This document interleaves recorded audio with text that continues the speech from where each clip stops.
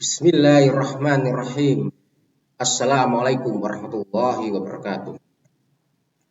Saudara-saudara semuanya, alhamdulillahirabbil alamin. Kita bisa berjumpa pada kesempatan ini pada pertemuan yang keempat. Pada pertemuan sebelumnya, pertemuan ketiga, kita telah membahas tentang jurnal. Wabil khusus jurnal umum. Nah, di jurnal umum saya selalu menekankan prasyarat yang harus dikuasai oleh saudara-saudara semuanya adalah satu tentang klasifikasi akun, yang kedua tentang mekanisme debit dan kredit. Baik, pada pertemuan keempat ini kita akan melanjutkan pembahasan. Jadi ini berurutan, sekali lagi berurutan. Setelah kemarin kita membuat jurnal umum, langkah berikutnya adalah melakukan posting. Apakah itu posting? Posting adalah memindahkan rekening dan jumlah dalam jurnal umum itu ke dalam pos-pos buku besar. Pos-pos buku besar. Buku besar apa? Buku besar dari masing-masing akun ini. Jadi nanti ini setiap akun kas itu dibuat ringkasan. Debitnya berapa, kreditnya berapa, saldonya berapa. Jadi kalau di sini nanti ada muncul rekening atau akun kas berkali-kali, misal 1 di tanggal 1 muncul kas, tanggal 2 muncul kas, 3 muncul kas, 4 muncul kas, ini nanti ditampung dalam satu akun kas. Jadi akunnya itu hanya satu kas. Memang nanti ada yang debit, ada yang kredit, ada yang kredit, ada yang kredit, ada yang debit, begitu seterusnya. Itu namanya buku besar.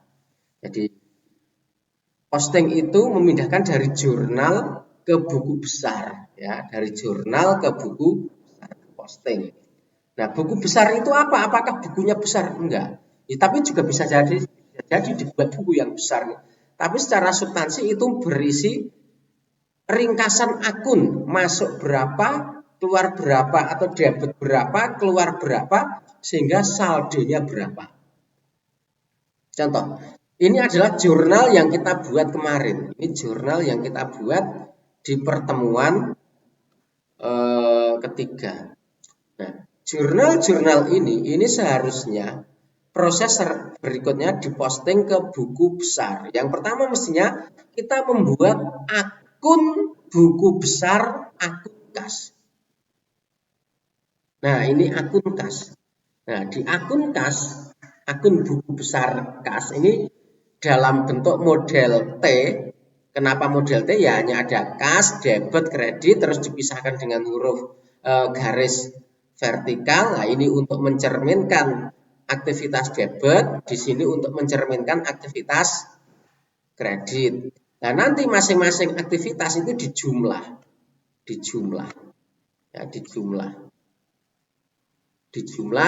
debitnya berapa, kreditnya berapa, kemudian dicari saldonya, saldo normalnya, saldo normal.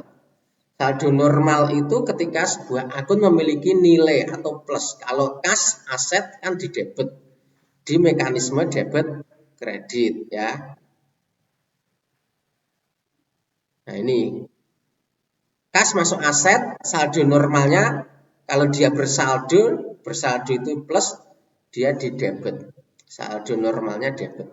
Contoh, kita kembali ke posting ke buku besar. Misal transaksi tanggal 1. Ini transaksi penerimaan kas atas setoran modal oleh pemilik. Nah, ini dibawa ke sini.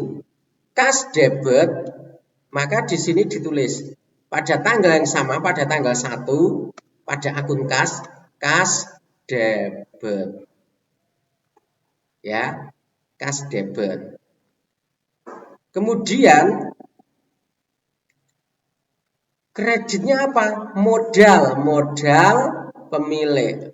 Modal Nona Anita, modal. Nih modal. Debit atau kredit? Oh, tadi di jurnal kredit. Kalau kredit dimasukkan kredit. Oke, sini. Modal pemilik.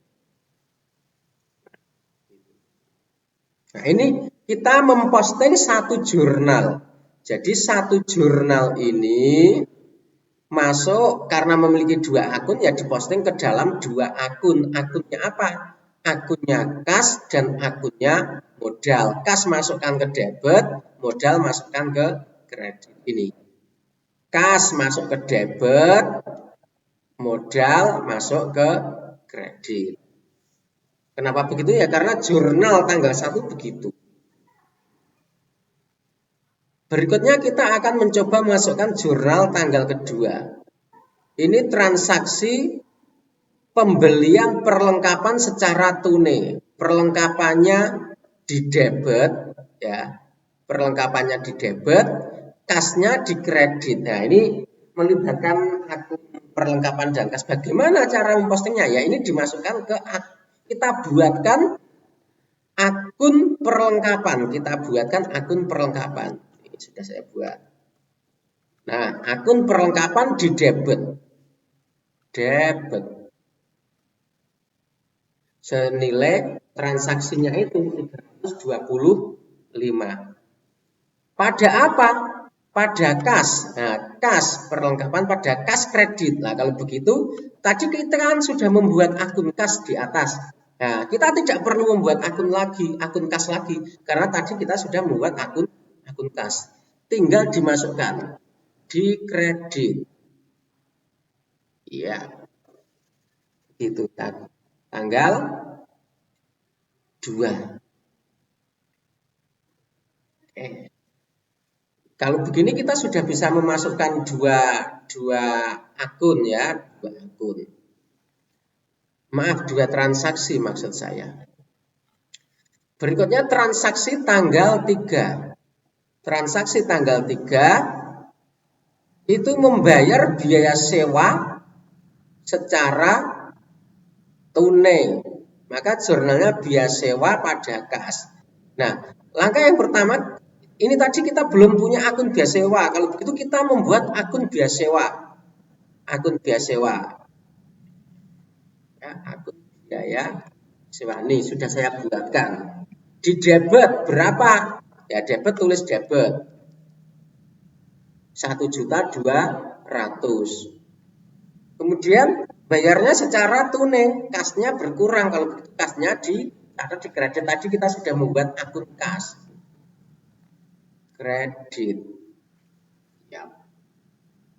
Gitu. Nah, ini terus begitu.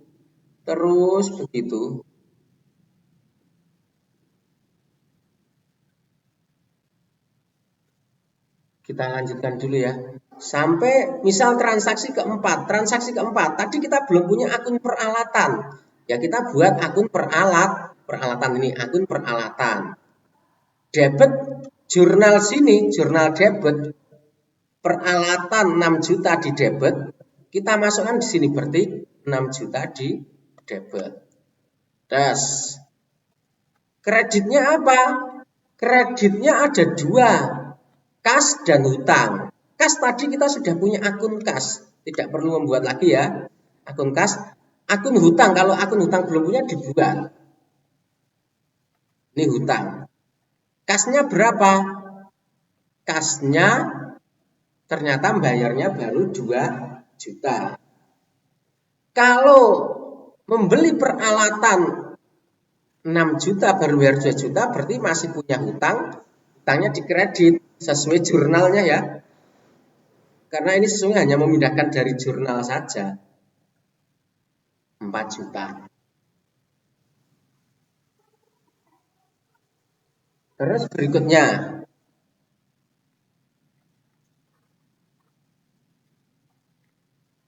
Transaksi tanggal 5 itu memperoleh pendapatan jasa secara tunai. Pendapatan jasa secara tunai. Ya. Pendapatan jasa secara tunai. Nah, pendapatan jasa secara tunai ini melibatkan dua akun. Satu akun kas, tadi kita sudah punya di buku besarnya, dan akun pendapatan kita belum punya. Kita belum punya. Kalau begitu, kasnya tidak perlu dibuat karena sudah punya, tinggal membuat akun pendapatan jasa. Sudah saya buatkan akun pendapatan jasanya. Ini ya, kasnya tadi sudah ada. Ini nah, kasnya di debit tadi karena menerima. Oke. Terus pendapatan jasanya di kredit. Oke. Kemudian transaksi tanggal 7.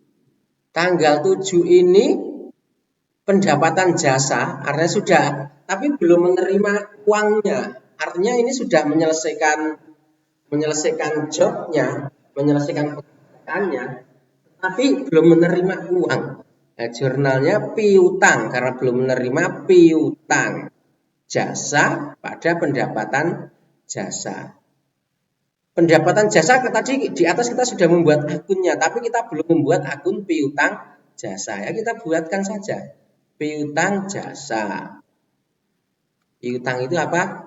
Hak tagih yang masih akan kita terima di kemudian waktu ya. Piutang jasa pada pendapatan jasa. Sama ya, persis. Kemudian tanggal 8. Tanggal 8 ini transaksi membeli kendaraan 12 juta, membayar cash 4 juta, yang 8 juta dihutang. Tadi kita sudah punya akun kas, sudah punya hutang, tapi belum punya akun kendaraan. Kalau begitu, buku besarnya dibuat dulu akun kendaraan. Akun kendaraan.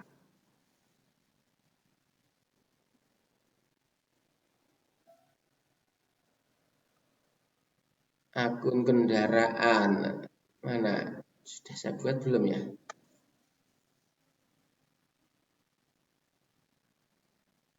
Sudah. Akun kendaraan nih, tanggal 8. Tanggal 8 membeli kendaraan 12 juta rupiah. Tetapi ini yang 2 juta, yang 4 juta membayar cash, yang 8 juta hutang. Nah, mestinya di sini. Tanggal 8 kita cek. Jadi kasnya dikredit ini ya.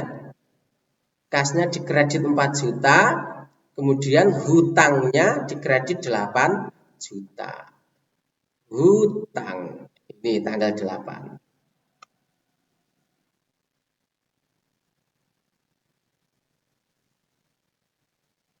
Perhatikan, lagi ini tanggal 9.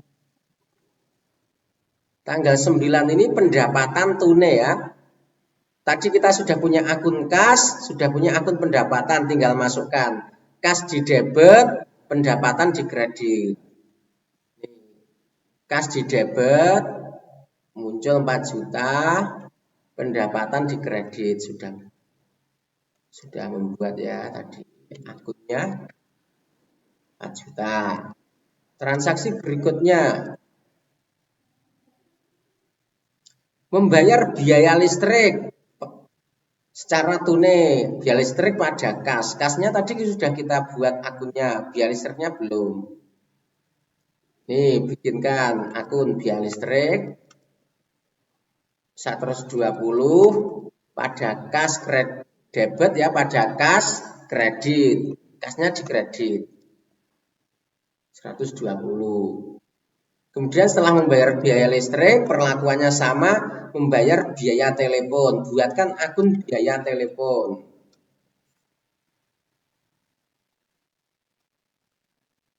Akun biaya telepon nih.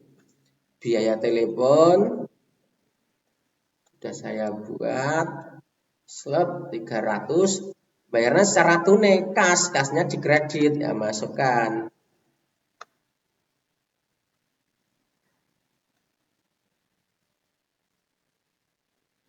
Ini di sini kasnya kredit. Oke. Kemudian bayar biaya perawatan mesin. Jurnalnya biaya perawatan mesin debit 110, pada kas kredit 110. Buatkan akun biaya perawatan mesin.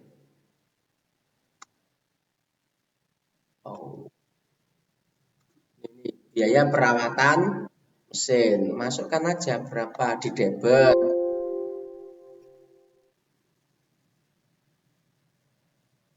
Kasnya juga dimasukkan.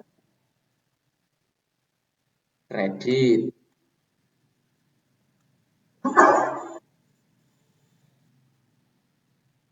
Oke, begitu ya. Kemudian transaksi berikutnya.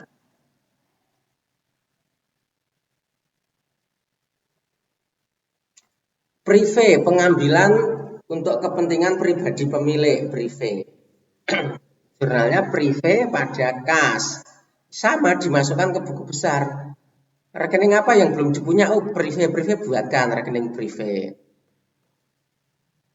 Prive pada kas. Kasnya kredit sini. Ya. Transaksi berikutnya. Oh, mendapat pendapatan secara tunai, berarti kas pada pendapatan jasa.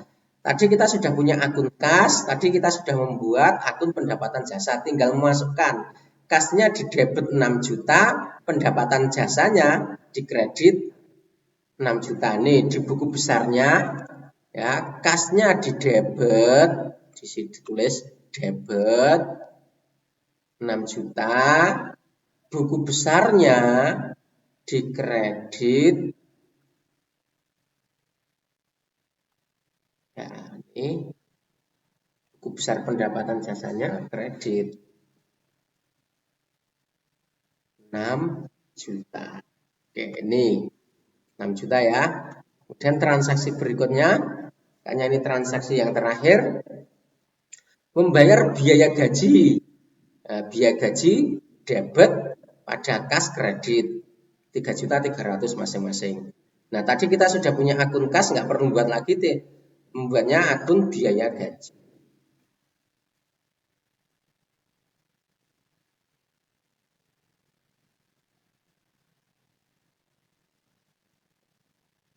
Mana akun biaya gaji?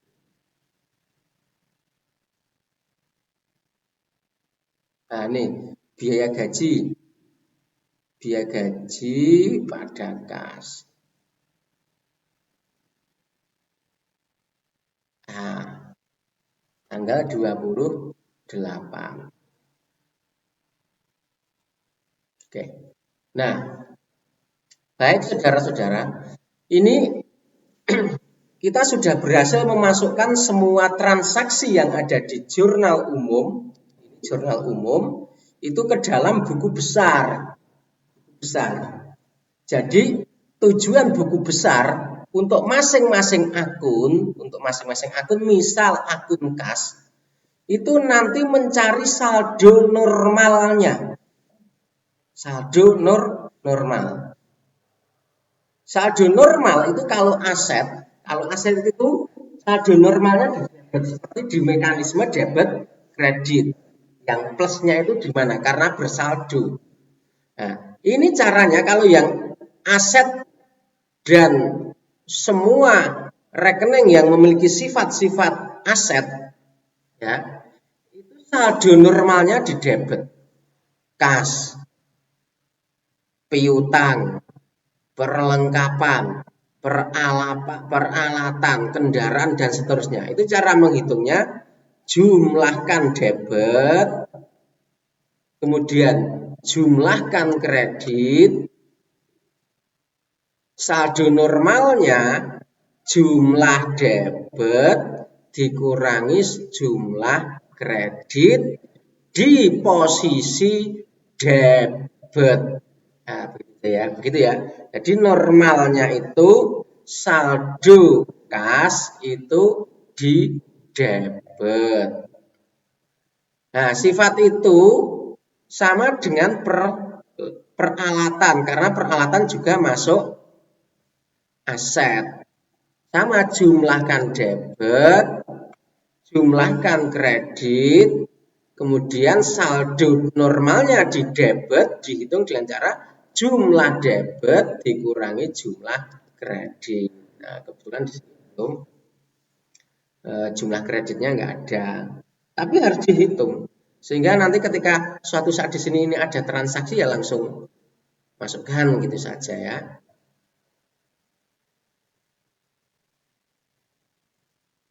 Oke. Nah, itu semua kemudian dihitung untuk semua akun dan termasuk akun-akun yang bersaldo normal kredit. Misal apa? Hutang, modal ya, itu kredit. Pendapatan juga saldo normalnya di kredit.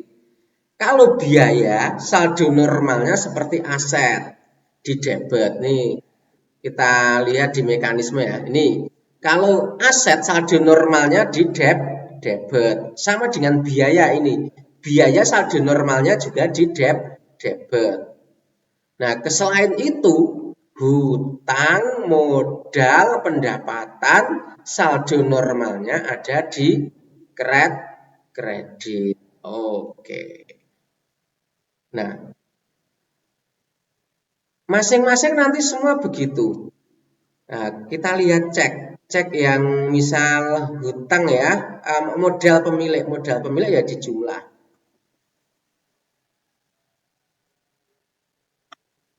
Nah, langsung oke, sip. Ini langsung dijumlah kreditnya berapa, debitnya berapa.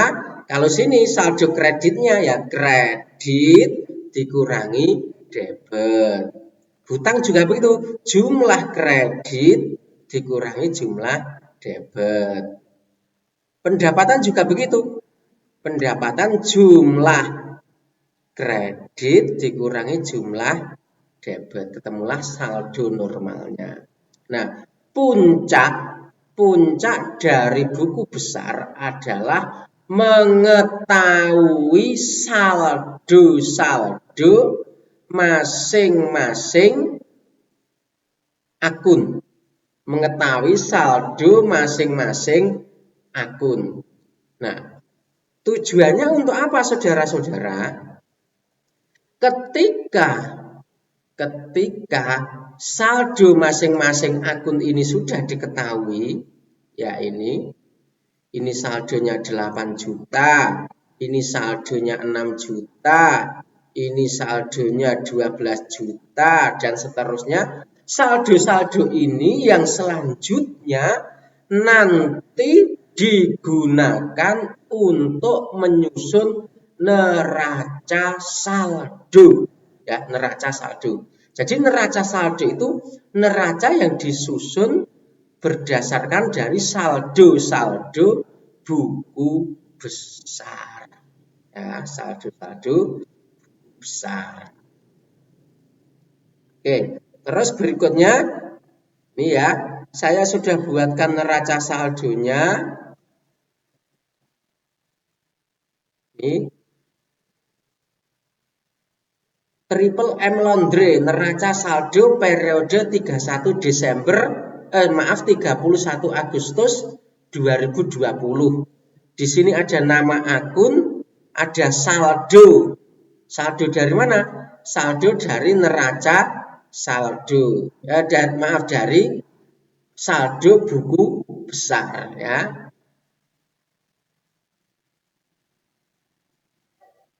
Oke, di sini ada jumlah debitnya, ini akun normalnya, ada saldo kredit untuk akun-akun yang memiliki saldo normal di kredit. Nah, ini kemudian nama akun saya isikan, kita isikan. Seperti di pembahasan di awal neraca itu, akun ini disusun berdasarkan dari aset, hutang, modal, pendapatan, dan biaya. Aset disusun dari yang aset lancar, aset tetap, kas, piutang, perlengkapan, peralatan, kendaraan. Dari yang lancar menjadi ke tetap. Kemudian hutang, modal, prive, pendapatan, biaya. Nah, kemudian yang tidak kalah penting, saldo masing-masing ini dimasukkan. Misal kas saldonya 8935. Ini dari mana? Kalau di sini, kalau Anda perhatikan di atas di selnya ini buku besar G16. Nah, klik buku besar G16. G16 ini. Nah, saldo. Ya, saldo dari akun buku besar kas. Kemudian piutang 200. Buku besar, sumbernya buku besar L41 JKL ini. Ya. Jadi dari saldo buku besar, semua untuk semua akun hingga biaya gaji, baik yang di debit maupun yang di kredit. Kalau pengerjaan kita benar dalam memasukkan ini, ataupun dalam menghitung buku besar, atau dalam membuat jurnal, itu ciri-cirinya itu jumlah debit dan jumlah kreditnya sama. Ketika debit dijumlah, kredit dijumlah sama, itu kemungkinan besar benar. Tetapi kalau jumlah debit dan jumlah kredit ini salah, beda, dipastikan salah. Ya, dipastikan salah. Jadi kalau jumlahnya sama, kemungkinan benar. Tetapi kalau jumlahnya berbeda, pasti salah. Salah itu di mana? Salah itu ada kemungkinan saat kita memasukkan di neraca saldo, ada kemungkinan salah dalam memasukkan buku besar, atau yang paling dasar, salah dalam membuat jurnal. Jadi antara jurnal, buku besar, dan neraca saldo itu adalah satu serangkaian, urut-urutan. Kalau jurnal umumnya salah, dipastikan buku besarnya salah. Kalau buku besarnya salah, dipastikan neraca saldonya salah. Kalau neraca saldonya salah, dipastikan proses-proses berikutnya juga akan salah. Ya, juga akan salah. Jadi basically secara prinsip saya kembali ke jurnal umum lagi. Jurnal ini adalah sesuatu yang paling dasar. Jadi harus benar.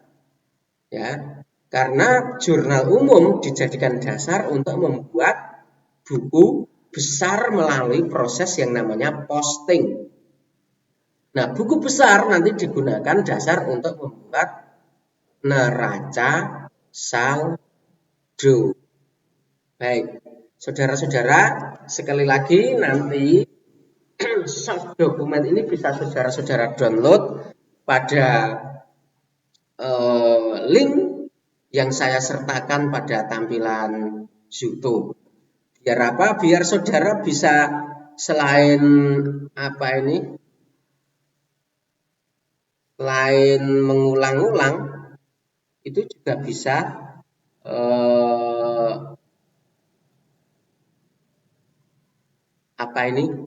mengikuti dokumennya, bagaimana alur-alur dokumennya itu bagaimana. Ya, ini saya sertakan soft dokumen Excel-nya.